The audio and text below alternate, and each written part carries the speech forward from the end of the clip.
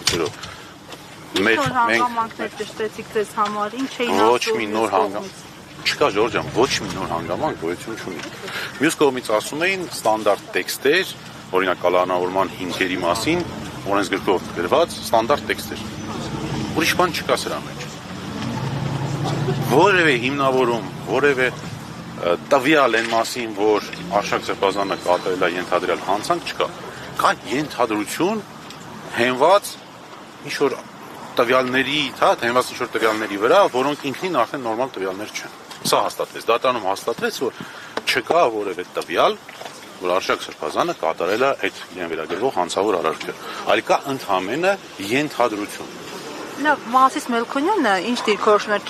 չեմ կարծում, որ լրիվ ըմբռնած լինեք իր դիրքորոշումը, ամեն դեպքում հարցադրումներով ինչ էր ուզում ճշտել այդ հերթապահ հայտարարություններից մյուս կողմի։ Ոչ մի հարց չի տվել,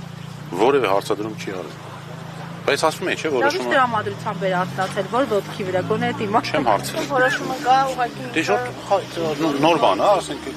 իրավաբանությունը ստեղ կապ։ Բայց հնարավոր է, որ ինաչափություն չլինի այս անգամ, չէ՞, բացառություն լինի, որովհետև Արշակ Սրբազանն էլ տես մի բան ասեց, ոնց որ ինքն է ձերման լավատես է, բայց ես որպես ճանաչող, որպես փաստաբանությամբ մի քանի ժամ, մի քանի տարի զբաղվող վստահում որ չկա տես բան։ Ոնց է իրան զգում, որովհետև տարբեր շրջանակներից տեղեկություններ ունենք, որ ինքը առողջական խնդիրներ էլ ունի։ Այս պահին ինքը ոնց է իրան զգում։ Շատ լավ է այս պահին, դեղ ընդունում, առավոտյան իր դեղը դատարանին նաև տեղեկացրեցինք, տվեցինք, առողջական վիճակը նորմալ է։ Շատ լավ, շնորհակալ եմ։ Մասին է խոսքը առողջական, ինչ առողջական խնդիրներ ընդհանրապես չեն բարձրացնում, չկա առանձնապես ոչ մի։ Պահմելիքյան։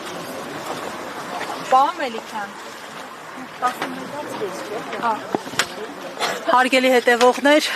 ինչպես տեղեկացրեց փաստաբանական խմբի անդամ Արսեն Բաբայանը, որոշումը կլինի 11:30-ին։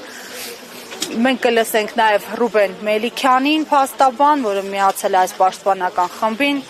Պարոն Մելիքյան, ձեր դիտարկումները։ Ես խնդրում եմ այս գործով ինչպես սկսել է իմ գործընկեր Արսեն Բաբայանը իրան դիտարկեք որպես այսպես ասենք հիմնական սպիկեր։ Այո, մենք մեր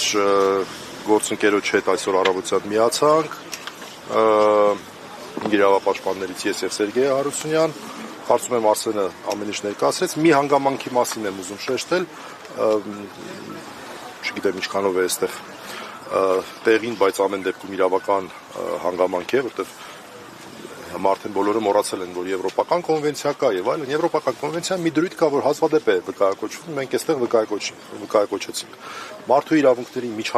նկատմամբ միջամտությունը, մարդու իրավունքների սահմանափակումը չի կարող տեղի ունենալ այլ նպատակով, քան նախատեսված է կոնվենցիայով։ Մեր համոզմամբ այստեղ մենք գործ ունենք մարդու իրավունքների նկատմամբ միջամտության հետ, սահմանափակման հետ, հալածանքի հետ, ազատությունից զրկելու է սանց 40 մենք ընդամենը ամրագրումը եւ կնիքը կտեսնենք որևէ ժամկետը միշտ նախաքննությամբ ունում 2 ամիս է, այնպես չի որ այլ տրամաբանություն է ստեղ կարող է։ Ես թույլ տվեք ավարտեմ, շատ կարճ մենք պնդում ենք, որ այստեղ այդ հազվադեպ պատահող բանն է, որ ակնհայտ 18-րդ հոդվածի արկայությունն է եւ դա բխում է թե վարչապետի խոսքերից, թե նրանից, որ օրինակ վարչապետը ըստ էության չհերքեց եւ կարելի ասել նույնիսկ հաստատեց ազգային անվտանգության ծառայության կողմից ծեսին եւ հայ առաքելական եկեղեցու գործերին միջամտելու հանգամանքը մասնավորապես պետք է զեղչվի թե չպետք է զեղչվի վեհապար հայրապետի եւ թեմակալ առաջնորդի հիշատակությունը, այս ամենը մեզ հիմք է տալիս շատ հստակ, շատ ավելի ամուր հիմքերով պնդել, որ մենք գործ ունենք բացարձակապես այլ նպատակով մեկուսացնելու հանցագործությանը չկապված նպատակով Արշակ Սրբազանին մեկուսացնելու հստակ խնդրի հետ։ Ինչ վերաբերում է բուն արարքին, ապա գործընկերս ներկայացրեց, այդտեղ շատ բաներ չկա ասելու, զուտ մի անգամ եւս շեշտադրեմ այդ տրամաբանությունը։ Մի կողմից իրացման նպատակի մասին է խոսում քրեական օրենսգիրքը, բայց մյուս կողմից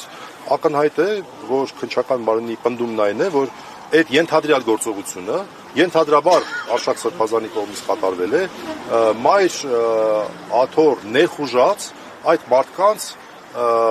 այդտեղից դուրս անելու վարկաբեկելու նպատակով։ Ինչպես կարող է լինել թմրանյութ իրացնելու նպատակ եւ միաժամանակ անձանց վարկաբեկելու նպատակ։ Դրանք իրար հակասող նպատակներ են, այսինքն ինքնին միջնորդության մեջ ներքին լրջագույն հակասություն է առկա։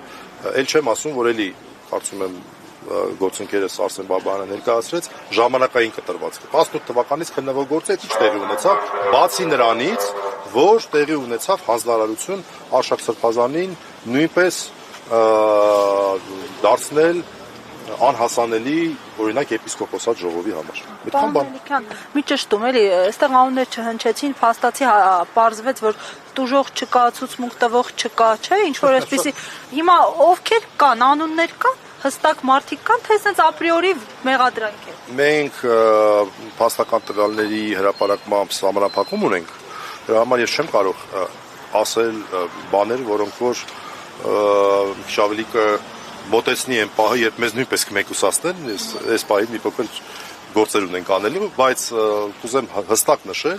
որ մենք տվեցինք հարց. դուք ունեք փաստեր, թե ունեք ենթադրություններ։ Մեղմ ասած, պատասխանը մեզ չէր բավարարում։ Մենք կարող ենք ցանկացած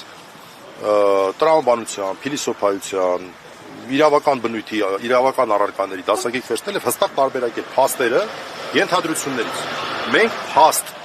այն մասին ներողություն, ես փաստ եւ ենթադրություն ասացի, ներողություն, այլ բառեր պետք է ասի։ Տվյալ, փաստական տվյալ եւ ենթադրություն։ Փաստական տվյալ եւ ենթադրություն։ Մենք չունենք որևէ փաստական տվյալ այն մասին, որ Արշակ Սրբազանը որևէ գործողություն է արել թմրանյութի հետ։ Չունենք որևէ փաստական տվյալ։ Սա ես պնդում եմ ամենապատասխանատու ձևով։ Մենք ունենք ենթադրություն, որը ինչ որ այլ փաստական տվյալների վրա է հիմնվում, որը մեր պատկերացմամբ բացարձակապես չի բխում այդ հետևությունը։ Մենք ունենք ենթադրություն, այլ ոչ փաստական տվյալ։ Եվ մենք այդ հարցը շատ ուղիղ ենք տվել եւ քննիչների պատասխանը մեղմ ասած մեզ չի բավարարում, որովհետեւ սա սև ու սպիտակի հարց է, կամ կա կամ չկա։ Լավ, մի բան էլի ճշգրտենք, որովհետև տարբեր տեղեկություններ ստացանք Կարեն Պետրոսյան անձի հետ կապված նոր հայրապետ, նոր Հայաստան շարժման այդ